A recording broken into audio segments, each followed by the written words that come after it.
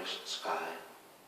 The sun, an electric light bulb, clouded by the sandy tides.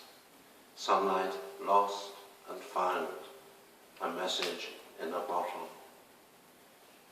You are a room full of self-portraits, a face that follows us everywhere, an ear to the ground listening for dead brothers in layers, an eye taking in the beautiful predators, cats on the windowsill, birds of prey, and between the diminutive fields, a dragonfly, wings full of light, where the road narrows to the last farm. Christening robes, communion dresses, the shawls of factory workers, a blind drawn on the lower fall. In some ways, the west of Ireland has been most deeply registered by northerners. Before Gerald Dillon from Belfast, there was Paul Henry from Belfast, and before them, the Belfast field naturalists at the beginning of the 20th century, Lloyd Prager, R.J. Welsh, these people who produced this monumental thing called the Clare Island Survey,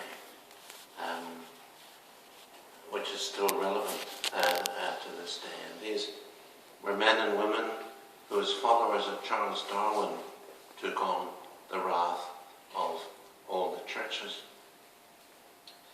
Now, Rosie continues this great tradition of northern devotion to the West, and she remains strongly aware of the influence of the earlier artists and thinkers on the area's culture and history.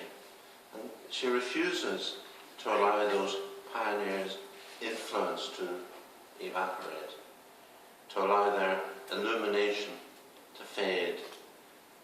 And she organises every summer on the island of Innishlacken an annual residency for artists and invites practitioners of the highest calibre to participate.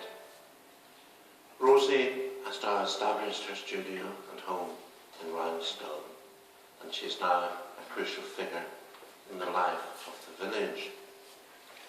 Her most important contribution is, of course, her art. And for me, the most obvious thing about her paintings is that they are beautiful. They're bathed in western light, and the colours glow. But somehow, they are the opposite of pretty. The longer you look at them, the more unsettling they become. They seem to ask more and more questions.